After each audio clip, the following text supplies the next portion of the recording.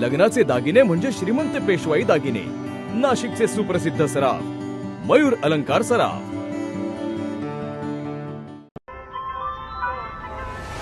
ताज्या बातम्यांसाठी नाशिक न्यूजच्या YouTube चॅनलला सबस्क्राईब करा आणि बेल आयकॉनला प्रेस करा।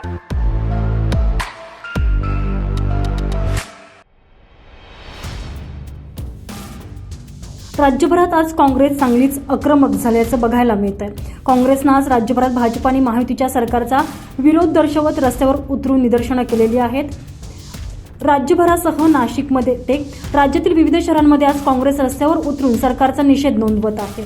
या आंदोलनाला काँग्रेसनं चिखलफेक आंदोलन असं नाव दिलेलं आहे। नीटच्या परीक्षा संदर्भात जो काही भ्रष्टाचार झाला त्याची चौकशी व्हायला पाहिजे अशी काँग्रेस कार्यकर्त्यांची मागणी आहे। नाशिकमध्ये एमजी रोड परिसरात काँग्रेस कमिटीच्या वतीनं चिखलफेक आंदोलन करण्यात आलेलं आहे।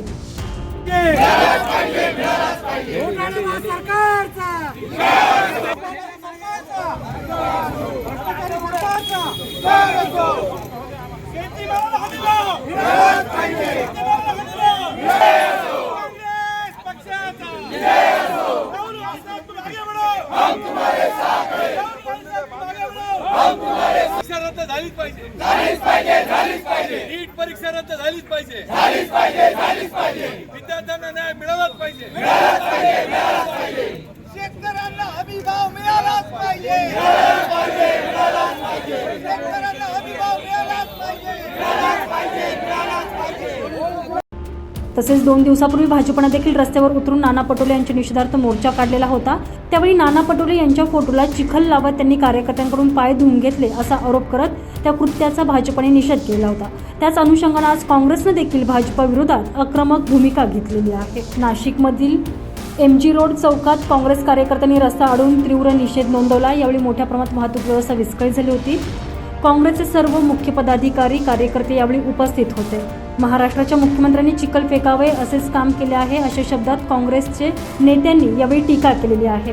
राज्यात शेतकरी, बेरोजगारी आणि विद्यार्थ्यांची कुचंबना होतीये।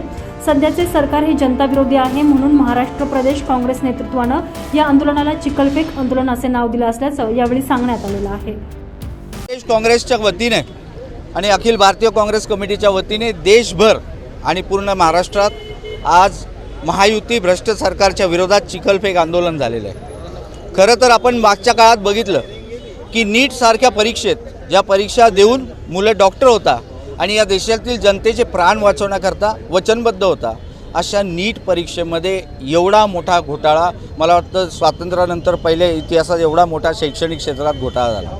नीट परीक्षेमध्ये ज्या व्यक्तीला 12वीला 2 मतं फिजिक्समध्ये मिळतात त्याला नीटमध्ये पैकीच्या पैकी मार्क मिळतात, ही अत्यंत दुर्दैवी बाब आहे। या परीक्षामध्ये सर्वात मोठा घोटाळा झाला।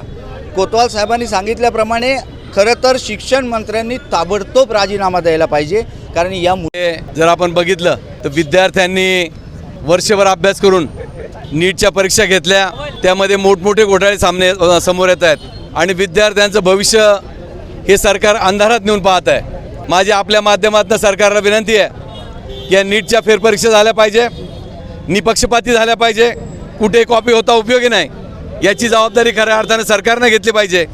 आणि जे शिक्षण मंत्री आहे केंद्रामध्ये त्यांनी तर स्वतःहून राजीनामा दिला पाहिजे। त्यांना लाज वाटली पाहिजे की आपण या ठिकाणी असताना अशा पद्धतीचं चित्र निर्माण व्हावं, विद्यार्थ्यांच्या डोळ्यासमोर अंधार दिसावा, ही घृणास्पद बाब आहे। मी या सगळ्या गोष्टीचा तीव्र शब्दामध्ये धिक्कार करतो, निषेध करतो।